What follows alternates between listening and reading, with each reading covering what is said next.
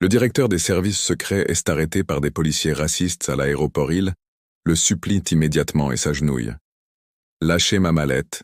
Maya Collins, sa voix était maîtrisée, mais tranchante comme une lame. Ou quoi, mon cher? Le policier sourit d'un air dédaigneux et resserra les menottes autour de ses poignets, jusqu'à ce que le métal s'enfonce dans sa peau. Allez-vous appeler vos amis imaginaires au gouvernement? Du sang coulait en minces filets des poignets de Maya Collins, alors qu'elle était brutalement immobilisée contre le sol froid de l'aéroport international de Dallas. Son costume impeccable était désormais sale et déchiré. Son crime? Être une femme noire bien habillée voyageant seule avec une mallette de sécurité. Les agents Burke et Reed l'avaient approchée sans raison, l'avaient humiliée publiquement et menaçaient maintenant de violer le protocole de sécurité nationaléenne, forçant l'ouverture de sa mallette classifiée. Ce qu'ils ne savaient pas, c'est qu'ils venaient de commettre la plus grande erreur de leur carrière. Maya Collins n'était pas n'importe quelle passagère, elle était la directrice des services secrets des États-Unis, de retour d'une conférence sur l'égalité raciale dans les forces de l'ordre, et en quelques minutes, ces mêmes hommes qui la traitaient maintenant comme une criminelle allaient la supplier à genoux de leur clémence. Fouillez ses affaires, voyez ce que vous cachez, taquina Burke tandis que des dizaines de téléphones portables enregistrèrent la scène. Je parie que nous trouverons quelque chose d'intéressant. Maya, âgée de 52 ans, avait consacré 3 décennies de sa vie au service public. Après avoir débuté comme agent de terrain, elle avait gravi tous les échelons de la hiérarchie des services secrets grâce à un travail irréprochable, jusqu'à entrer dans l'histoire en tant que première femme noire à diriger l'agence. Les cicatrices sur son corps, notamment la balle logée près de son cœur après avoir sauvé un diplomate, témoignaient en silence de son engagement indéfectible envers son pays.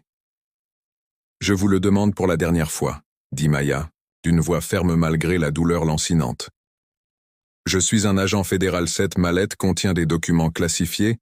Vous êtes sur le point de commettre un crime fédéral. » Très grave, l'agent Burke éclata de rire de manière théâtrale. « Regardez-la, lisez-le, elle est star du gouvernement maintenant. » Il sortit la mallette noire de Maya et brisa les sceaux de sécurité.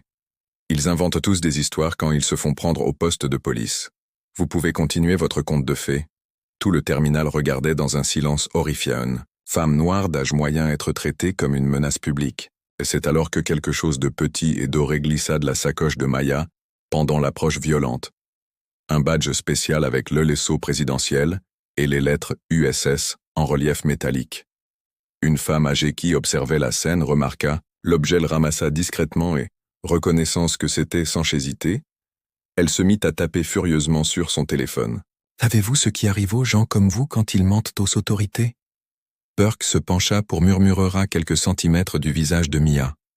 L'odeur café et de haine flottait dans l'air entre eux. « Non, » répondit Mia calmement même, si ses poignets saignaient. « Mais je sais exactement ce qui arrivera à des gens comme vous quand ils découvriront qui je suis vraiment. » Alors que l'humiliation continuait dans le hall bondé, des alertes de haute priorité retentissaient déjà sur les téléphones des hauts fonctionnaires à Washington.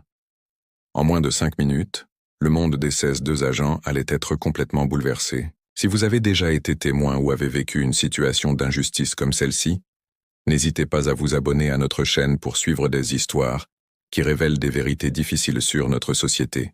Qui est vraiment Maya Collins? Que se passera-t-il lorsque ces policiers découvriront sa véritable identité? Quel sera le prix de leurs préjugés?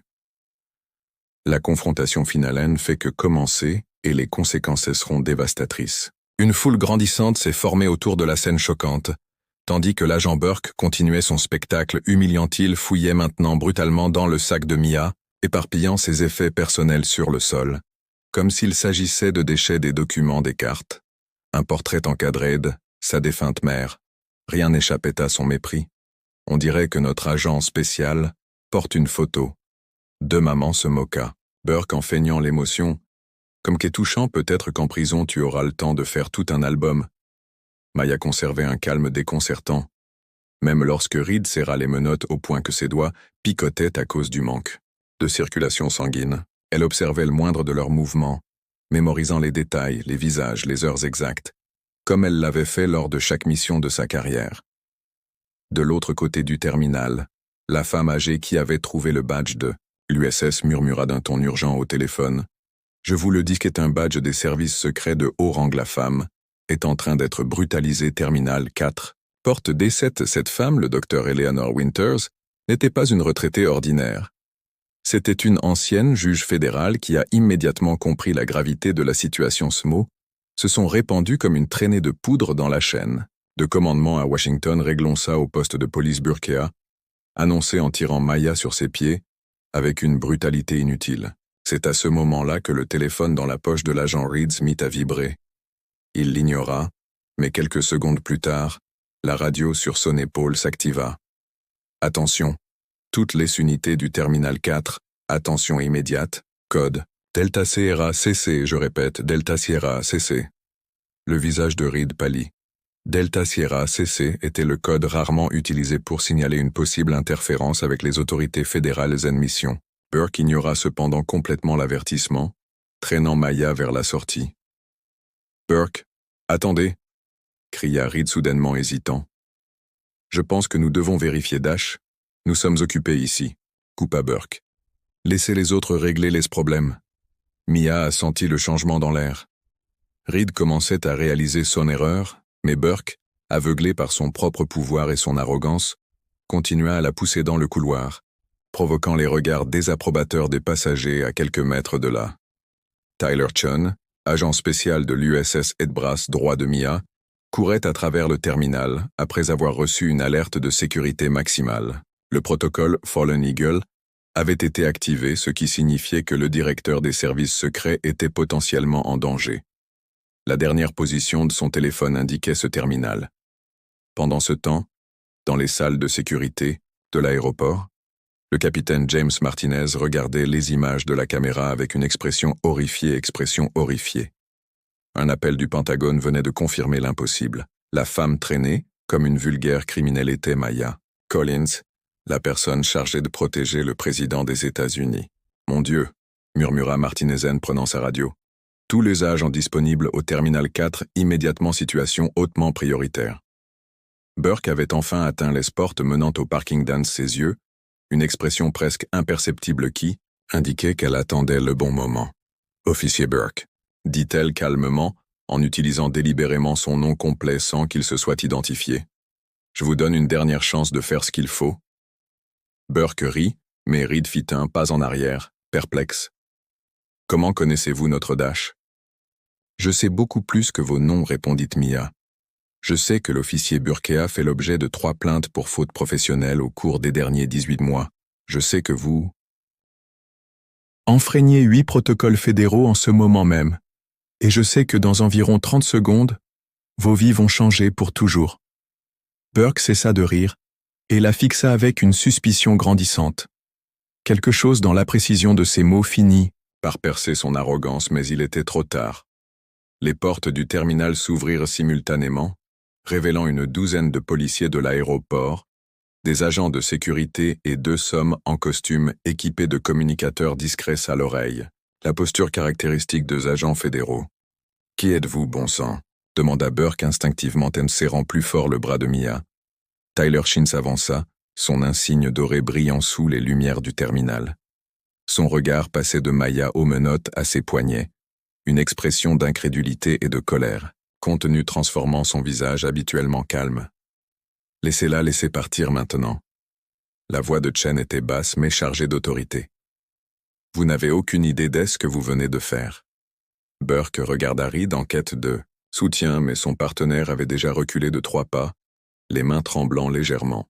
La foule des passagers, désormais encore plus nombreuse, observait en silence la scène qui se déroulait. « Que se passe-t-il ici ?» Burke tenta de maintenir son autorité, mais sa voix trahissait les premiers signes de peur. « Nous faisons simplement notre travail, suspicion et manque de coopération, » dit Chen en s'avançant, le regard fixé sur Burke comme un prédateur. « Suspicion ? Vous tenez le bras du directeur des services secrets américains » s'écria Burke, les yeux écarquillés de stupeur, tandis qu'un silence de mort s'emparait du terminal. Maya Collins restait impassible, le regard fermement fixé sur Burke. Elle savait que la justice allait être rendue. Mais même elle n'aurait pu prévoir la dévastation qui allait abattre sur ces hommes. Le pire ne faisait que commencer, et en quelques instants, ils allaient comprendre exactement qui ils avaient menotté. Directeur des services secrets américains, les mots de Tyler Chen résonnèrent dans le terminal silencieux, provoquant un murmure collectif parmi les passagers qui filmaient désormais chaque seconde avec leur téléphone portable. Burke se figea, son expression passant de l'arrogance à l'incrédulité, puis à la terreur pure en quelques secondes. L'agent Chun fit un pas en avant, la voix basse et maîtrisée, mais pleine de menaces. Vous détenez illégalement la personne responsable de la sécurité du président. Enlevez ces menottes immédiatement. Burke regarda Maya, puis les menottes qu'il avait lui-même mises sur son visage, livide. Ce n'est pas possible, elle ne s'est pas identifiée. Je me suis identifié 3 fois, répondit Maya calmement. Vous avez choisi de ne pas le croire. Le capitaine Martinez se fraya rapidement un chemin à travers la foule et s'approcha avec une expression grave. Je vois que vous avez déjà été informé de la situation, agent Burke. Burke déglutit péniblement, tout son corps tremblant visiblement. Maintenant, monsieur, il y a eu un malentendu. Nous avons reçu un rapport de Dash, un rapport de vague suspicion basé uniquement sur l'apparence d'une femme noire, bien habillée, termina Maya à sa place d'une voix ferme. Le même genre de rapport que vous utilisez pour harceler et intimider les gens qui me ressemblent tous les jours. Une femme émergea de la foule. Le docteur Winterstenan, le badge doré qui était tombé de son sac à main lors de l'approche violente. Quiconque y prêtait attention pouvait reconnaître un badge fédéral de haut rang. Reed, qui était resté paralysé, réagit enfin la main tremblante alors qu'il cherchait le clé des menottes. « Je suis désolé, nous ne savions pas. » Burke jeta un regard paniqué à son partenaire. « Qu'est-ce que tu fais ? Nous devons vérifier. D'abord. » Vérifier quoi ? Burke Maya le fixa dans les yeux. Mon humanité ? Mon droit d'être traité avec dignité ? Ou simplement le fait qu'une femme noire puisse occuper un poste de pouvoir ? Le téléphone de Chen sonna. Il répondit brièvement puis regarda Maya. Le directeur de la sécurité intérieure est au téléphone et la Maison-Blanche vient d'être informée. L'impact de ces mots frappa Burke comme un coup de tonnerre. Son corps vacilla en arrière comme s'il avait reçu un coup physique. La gravité de la situation finit par pénétrer son esprit. Il avait menotté, humilié et potentiellement violé des documents confidentiels du chef des services secrets, l'agence la plus proche de la présidence. « S'il vous plaît » murmura Burke, la voix brisée. « Je ne savais pas. Je ne me rendais pas compte. » Reed était déjà en train de déverrouiller les menottes, ses mains tremblantes rendant la tâche difficile. Lorsqu'il y parvint enfin, il recula d'horreur à la vue des marques rouges et des petites coupures sur ses poignets. Le directeur Collins Reed commença à parler, la voix brisée. « Je n'ai pas de mots, Maya. » Maya massait ses poignets meurtris, tandis que Shin lui tendait immédiatement sa mallette contenant les documents classifiés, vérifiant que le sceau n'avait pas été brisé. Burke, voyant sa carrière et sa liberté s'effondrer devant ses yeux, fit quelque chose que personne n'attendait, dans un geste né d'un désespoir absolu. Il tomba à genoux. « Directeur, je vous implore de me pardonner. » Suppliait, des larmes, sincères coulant sur son visage. « J'étais pour la première fois ?» Les mots lui manquèrent. Reed, voyant son mentor à genoux, tomba également à genoux, le visage déformé par la honte. « Je vous en prie, directeur, j'ai une famille. J'ai suivi les ordres sans poser de questions. C'était une terrible erreur. C'était une scène surréaliste. 2 policiers en uniforme à genoux scène signe de supplication au milieu d'un aéroport bondé, devant une femme qu'ils venaient de traiter comme discriminelle quelques minutes auparavant. Des dizaines de caméras capturaient chaque seconde. Maya les observait, le visage masqué par une dignité inébranlable. Elle ne montrait aucune satisfaction devant leur humiliation, aucune colère face à ce qu'ils avaient fait, juste une profonde tristesse contemplative. « Levez-vous », dit-elle finalement. « Ce spectacle n'est pas à propos de moi ou de vous. Il est à propos d'un système qui permet que cela arrive tous les jours à des gens qui n'ont pas de position importante ni d'équipe de soutien. » Shin s'approcha du réalisateur. « Les avocats sont en route. Ils veulent vos instructions sur la manière de procéder contre ces agents. » Maya regarda les hommes agenouillés, puis la foule silencieuse qui assistait à la scène. Sa décision à ce stade ne concernait plus seulement 2 policiers, mais tout un système. « Tiller, dit-elle enfin, je veux que chaque seconde de cette approche Chaque mot, chaque action, je veux les rapports complets de conduite des 2 agents et je veux un rapport détaillé sur le nombre d'approches suspectes que ce service a effectuées au cours des 5 dernières années, classées par race.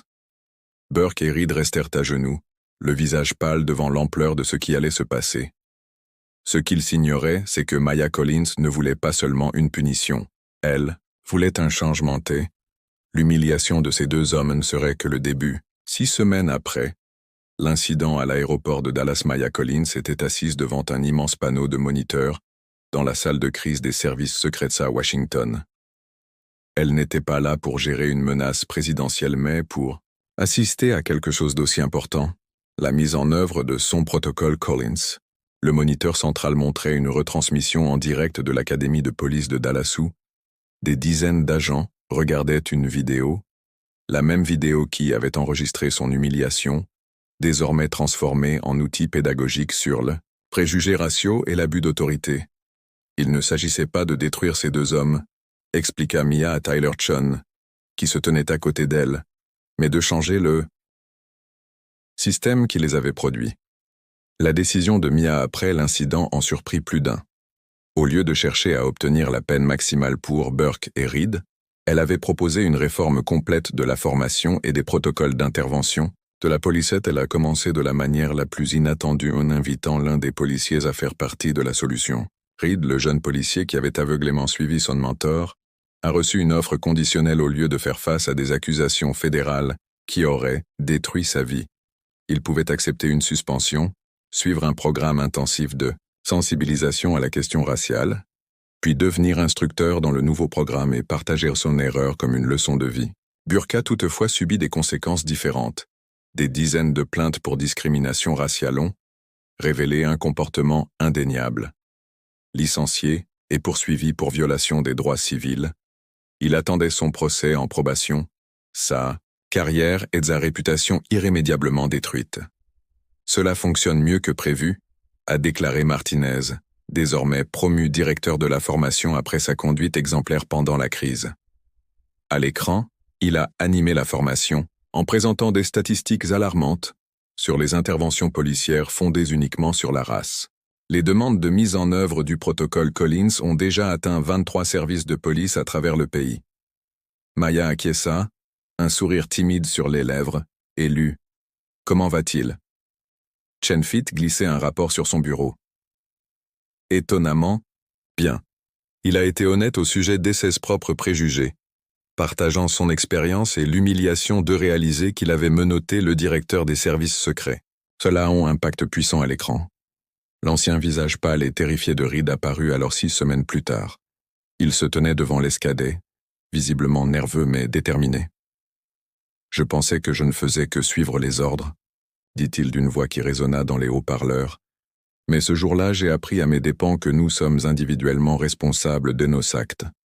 Lorsque nous avons passé ces menottes au poignet du directeur Collins, nous ne violions pas seulement les droits d'une personne, nous trahissions le serment que nous avions prêté de protéger tous les citoyens de manière égale. » Maya a éteint le moniteur et s'est lentement levée. Ses poignets, autrefois marqués par les menottes, ne portaient plus de cicatrices visibles, mais les marques invisibles qu'elle portait depuis son enfance, parce qu'elle était constamment jugée sur la couleur de sa peau, étaient restées. Il y a quelques semaines, à l'aéroport, elle aurait pu facilement détruire ces 2 hommes d'un seul mot. L'humiliation publique qu'ils ont subie lorsqu'ils se sont agenouillés pour implorer son pardon aurait pu être qu'un début. Mais Maya avait choisi une autre voie, non par compassion pour les policiers, mais par engagement envers quelque chose de plus grand. « Choices Tyler », dit-elle en regardant par la fenêtre le National Mall. « Ce qui m'est arrivé ce jour-là arrive à des milliers de personnes chaque jour. La différence, c'est qu'elles n'ont pas d'un signe en or pour sauver leur vie lorsqu'elles préjugeaient, menaçant de les détruire. » « Ce qui m'inquiète, répondit Tyler, c'est le nombre de cas comme le vôtre qui n'obtiendront jamais justice. » Ma tourna son regard.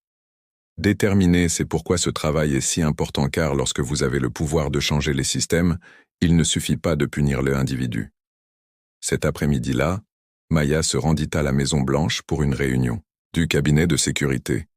Les regards que lui lançaient les agents dans les couloirs avaient changé. Ce n'était plus seulement du respect professionnel, mais une nouvelle admiration. La vidéo de l'incident avait bien sûr été divulguée, devenant un catalyseur pour les discussions nationales sur le racisme policier. Alors qu'elle terminait un rapport au président sur les réformes en cours, il lui posa la question que peu avaient osé poser. « Directrice Collins, comment avez-vous réussi à rester calme pendant cet épisode terrible ?» Maya réfléchit un instant. « Monsieur le Président, j'ai appris très tôt que pour les gens comme moi, montrer sa colère, même lorsqu'elle est justifiée, peut être fatale. J'ai donc transformé ce besoin de contrôle en force. Ces policiers s'attendaient à ce que je réagisse avec colère afin de justifier leur violence, mais j'ai choisi une voie différente. Le véritable pouvoir que Maya avait découvert ne résidait pas dans l'humiliation de ceux qui l'avaient humiliée, mais dans la transformation de leur souffrance en un changement permanent non seulement pour elle, mais pour toutes les personnes qui seraient un jour jugées sur la couleur de leur peau avant même d'avoir ouvert la bouche dans ce monde imparfait. La véritable justice vient rarement de la punition des individus, elle vient du changement de systèmes entiers afin qu'un jour, le badge qui sauve quelqu'un des préjugés ne soit pas un or, mais simplement sa reconnaissance en tant qu'être humain.